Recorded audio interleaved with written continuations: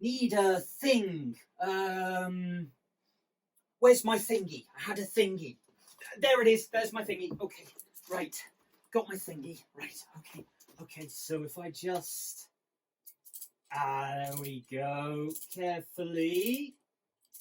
Just a little bit more. There we go. Okay, now that should mean that...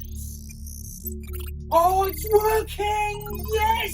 Yes, I've done it! Yes! Oh. What was that? Sorry, my queen of the wasteland. You remember that we got given that box? The box, yes, the shiny box with the inside the. Yeah, that's the one. Yeah. Fred gave us it. Fred. With the skulls. Yeah. So I took the uranium out of the box. Was that safe? No, but I did it anyway. And I've made this mini nuclear power station to power us here. Your queen is pleased. Oh, thank you very much, my majesty of the wasteland. So I thought that it would help us to spin yarns, the likes of which we've never spun before. No, remember, we are now weaving tapestries, the likes of which they've never seen before. But I was never any good at needlework, so is it all right if we lead people on a merry dance, the likes of which they've never danced before? I think that would be quite acceptable, because after all, we are all stuck at home. Yes, ladies and gentlemen, boys and girls, we are all stuck at home, and so let us lead you on a merry dance into our post-apocalyptic wasteland. Ladies and gentlemen, yes, we are going to have a fun time, so come along with us, buckle your shoes, and get ready to raid some mutants.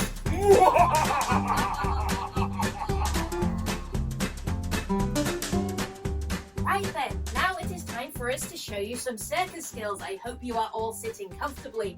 Now this week, Rob is going to show us some acrobatics. Isn't that right, Rob? Yes, well, to the best of my abilities, I certainly am. But before we get started, Penny, I'm going to ask if you wouldn't mind helping me take my jacket off, because I don't want any loose clothing in the way for this. There we go, that's lovely. Thank you very much. Okay, now I know this is going to take a little bit of space, so I will leave you to it. Have fun!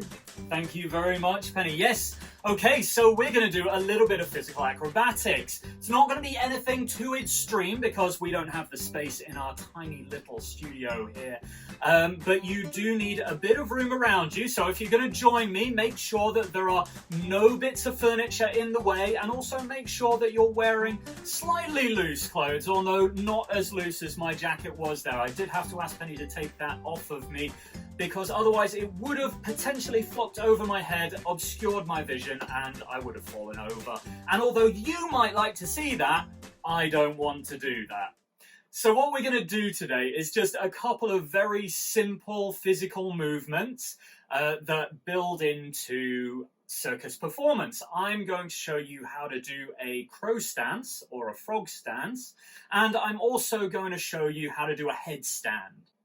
You may have seen on our show last week that we included just a tiny bit of acrobatics in our story there. We're not going to do anything that big today because that takes a little bit of training, and also we don't have a huge amount of space, as I've said. So, yes, okay, we've got a special camera set up at a lower level.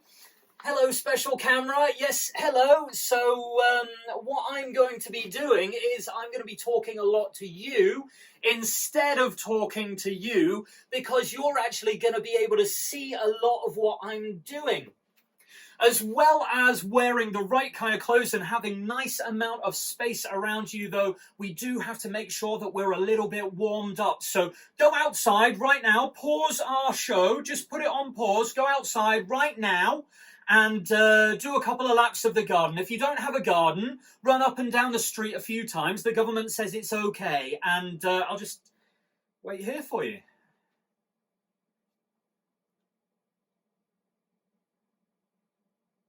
Okay, you've done that. Fantastic. Right, let's crack on then. So I warmed up before the show. I made sure to stretch out my wrists because we're going to be using our wrists a lot. So I'm pushing my palms against each other there. Also got to push the other way and make sure you stretch out the tendons on the other side. Make sure we fully stretched out our shoulders and also our chest. Okay? And we're also going to be engaging our tummy muscles a lot. So some of you are going to find this quite challenging. Some of you are going to fall over a lot, but I hope at least it's going to cause some giggles. And that's all I really want. Make sure there's lots of cushions on the ground. So if you do fall over, you're going to fall over onto them. And if you do fall over, try to fall sideways. Your instinct is going to be to go down into a roly-poly forwards, but potentially you could hurt your back or your legs could hit something really far out. If you fall sideways, there's more of a tendency to crumple up into a ball and make a smaller impact crater. So let's try and fall sideways, guys, if we're going to fall over. Okay, so we're going to start with crow stance. And what we're going to do is, first of all, place both of our hands, palms down, fingertips splayed, about shoulder width apart on the floor in front of us. I'm going to start talking to you now, camera, because I think you can see me. Our elbows are going to be slightly bent. Don't lock your arms out. Don't have your arms really, really straight. We want our arms slightly bent. If we lock our arms out, we could push our elbows the wrong way and overstretch our tendons and hyperextend our arms. And we don't want that because that can be very, very painful. What we're going to do is push our knees in just above our elbow on either side. And we're going to gently lean forwards with our elbows bent and the weight pushing on just above our elbows, so on the bottom of our tricep here. And we're going to transfer the balance off our feet and onto the heels of our hands. That's here and here. That's the heels of the palms of our hands. And notice I've got my fingers very widely splayed there. And we're just going to move the balance forwards until we're right on our tiptoes. Our head is going to be facing downwards.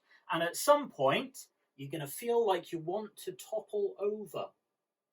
And when you feel like you want to topple over, you've got to tense those tummy muscles and hold yourself still. And what we're looking for is to find a balance point on the heels of our hands.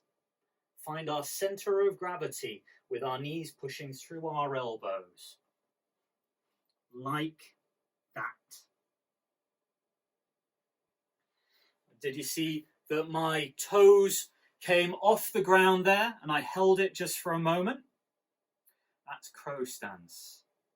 And that is a full body exercise. You might not think that's not very exciting. It leads on to a lot more exciting movements, let me tell you. So what we're going to do now is a headstand using that same principle. Elbows bent. This time we're going to bend them at approximately 90 degrees. And we're going to have our head on the ground. Our head is going to be on the ground right here. This bit here, the pate of your head, the very top of your head, is going to be on the ground, and it's going to push down very hard because you're going to form a straight line from your head all the way through to your pelvis. Is going to be in line with the top of your head all the way through to your heels. Is going to be in line with your pelvis, which is going to be in line with your head, and you're going to form a straight line all the way up, which is going to give you that perfect point of balance, that moment of equilibrium, where you're not having to use much muscular strength at all to hold yourself in place. You are balanced. So actually, a lot of the pressure is coming straight down through your head, and your hands are just there to balance you. What we're going to do this time, though, rather than our balance point coming through our knees here, we're going to make a tripod. on the ground, okay?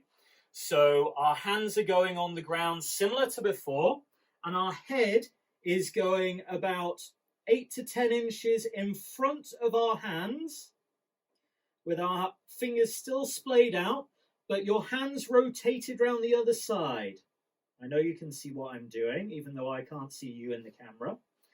And you're going to lift up with your legs like this and roll onto the pate of your head.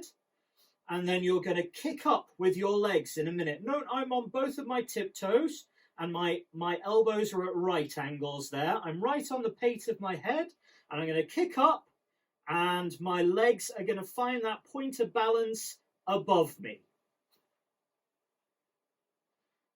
There we go. And you should be able to see, hopefully, if I'm doing it correctly, that my hips are above my head and my heels are above my hips, which are above my head.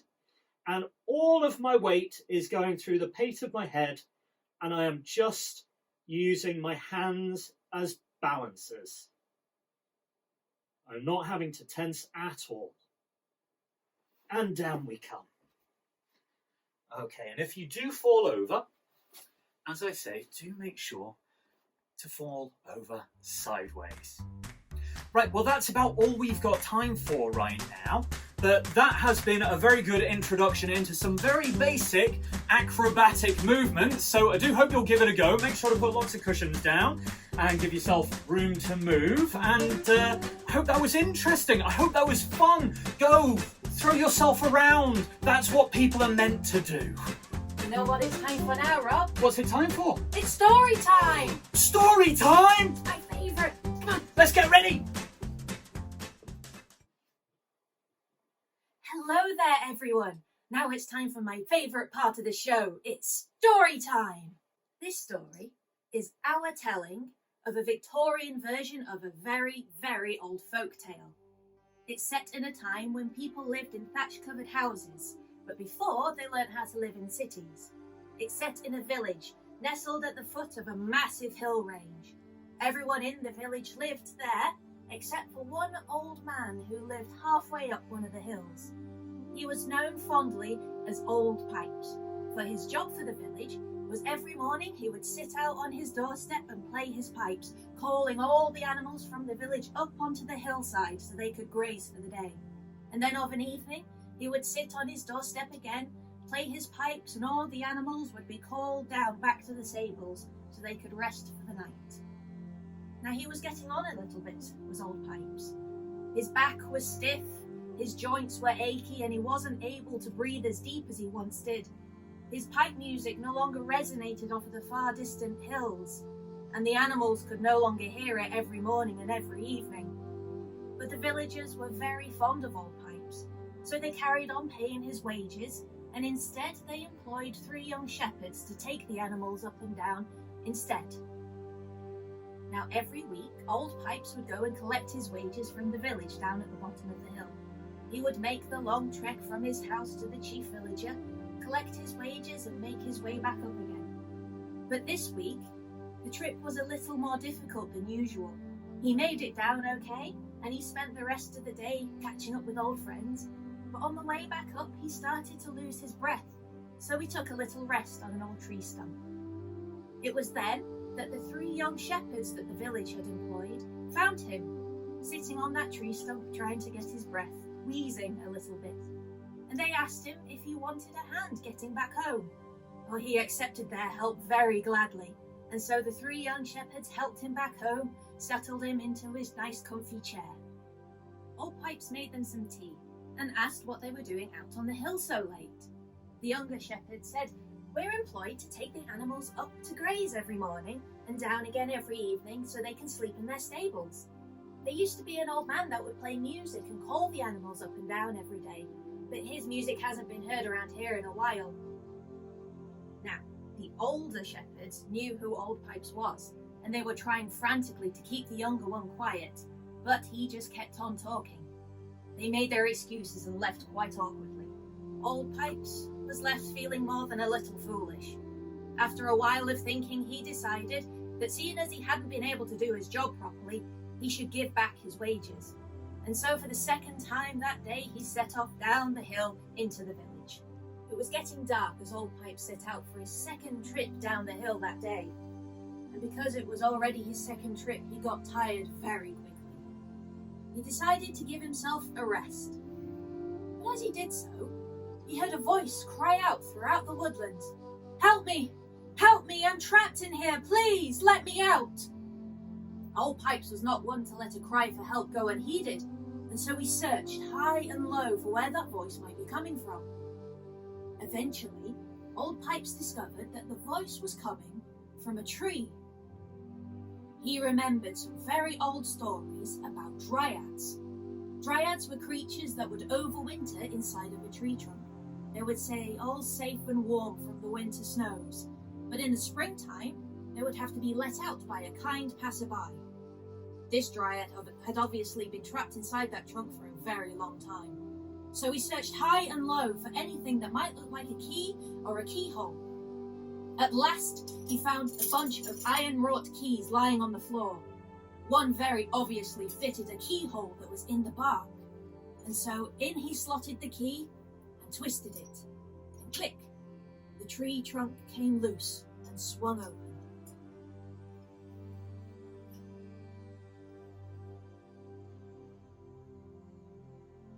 To Old Pipe's joy and surprise, out jumped a dryad.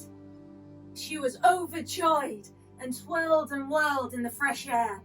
And then she spotted Old Pipes, who was surely the kind passerby that let her out.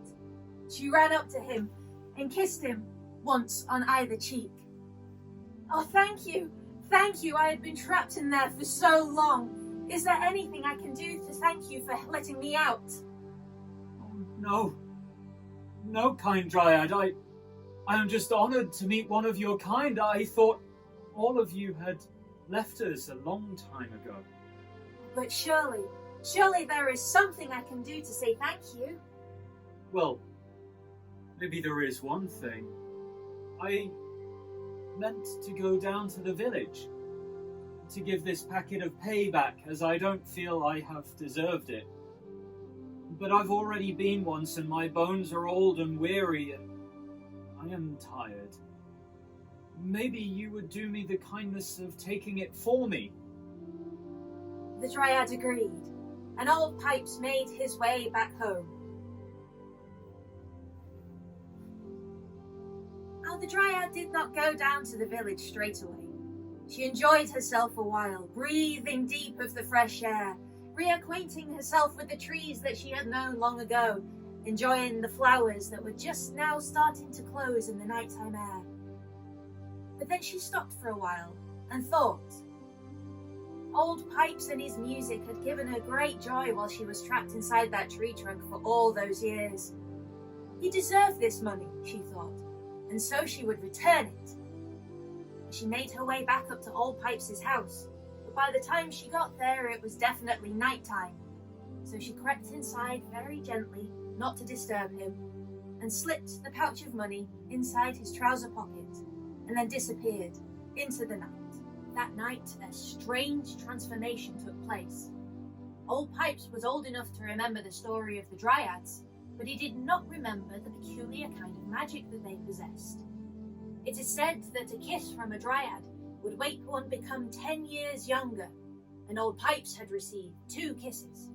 That morning, as he awoke and got out of bed, Old Pipes realised that his joints weren't as achy as they were.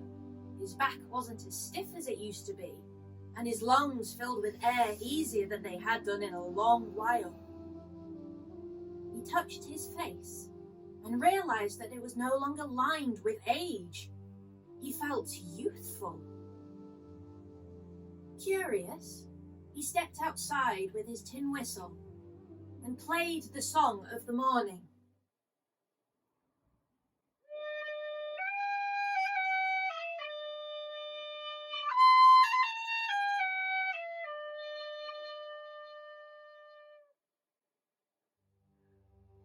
Even Old Pipes could tell the difference now.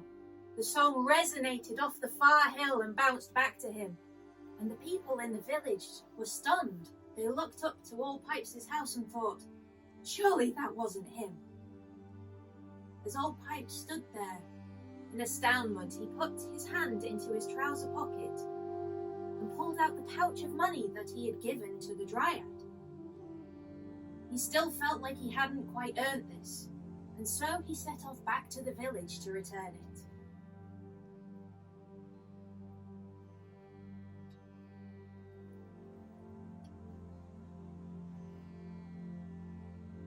Halfway down, he bumped into the Dryad, who was still enjoying the fresh air and the flowers newly opened. He found her, and he turned to her. Dryad, the gift that you've given me is so wonderful. Thank you.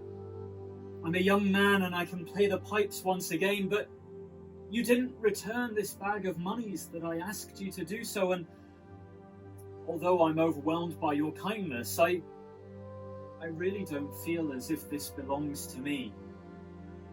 On the contrary, dear old Pipes, those years that you played your music while I was stuck in that tree trunk gave me so much joy.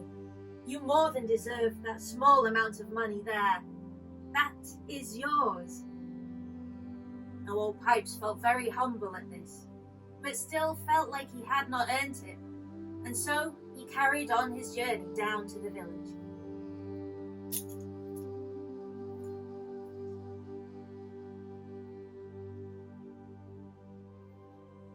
As he entered the village gates, all the villagers were astounded to see old Pipes looking so youthful again. He approached the chief villager and handed him the pouch of monies. Here, I didn't earn these in the past year that I was supposed to be working. Please, give them to someone who really deserves them. Now the chief looked at old Pipes and looked at the pouch of money. We are far too fond of you, old Pipes. For all the years of work you have done for us, you have more than earned this. We are more than happy to make sure you are taken care of in your old age. You will not be forgotten whether you work for us or not. Now old Pipes was once again filled with joy and felt the love radiating from each of the villagers there present. He was so glad for them. But he was still gladder that he could once again work for them, and spent the rest of the day catching up with all of his old friends, and spent the rest of his days playing his pipes gladly on the side of that hill.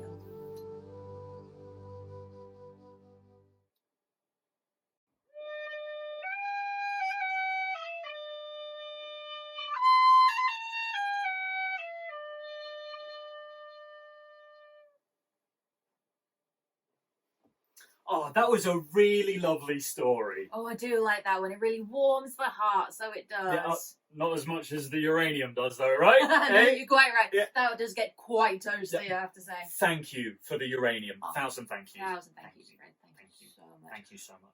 But something I do have to say about that story, you really portrayed the old man so sublimely. Oh, Definitely. That was so natural, like the way you just wore the ravages of time. It was like you were born to it. Well, I mean, you know what? Talking about embodying the role, natural curvature of the spine.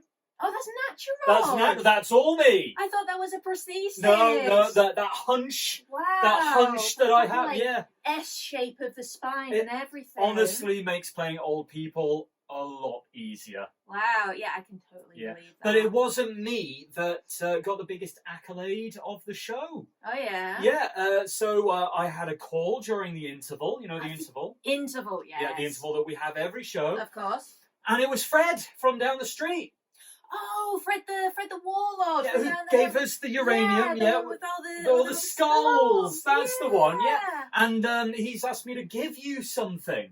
Oh, yeah. Because he was so impressed with the way you told the story. Aww. It's actually something really personal. I mean, probably as personal as you could get, I think. Yeah. I mean, any more personal and...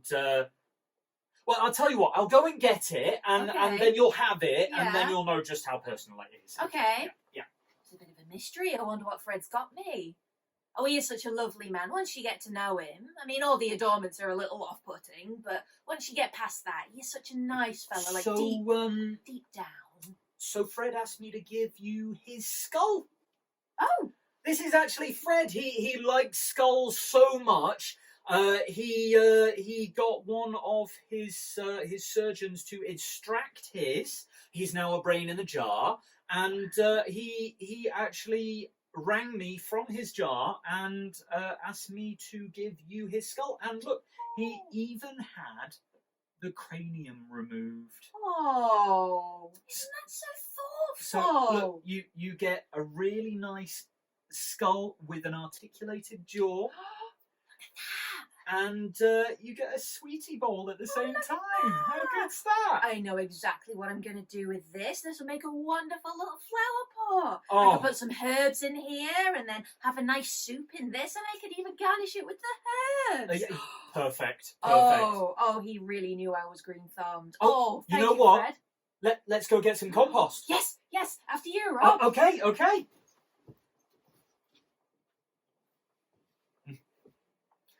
Ah, Mm. Mm. how's your skull juice? It's good. Yeah. Yeah, really refreshing, actually. Oh. You want a bit? No, I'm Sure. okay. No, Quite you rejuvenating. crack on. Okay, Yeah. all the more for me then. Ooh, you're really getting stuck in, aren't you? It's really Moorish, actually. Right. Yeah. Give that a whiff. Yeah, you smell that? Got a good nose to it, so it does. Some astringent. All the best drinks are, yeah. Yeah. Lovely. Hi there. Hi. We just wanted to take a moment to say thank you to all our lovely donators who have given what they can so far. Thank you. Because of you, we've managed to keep going for 6 weeks.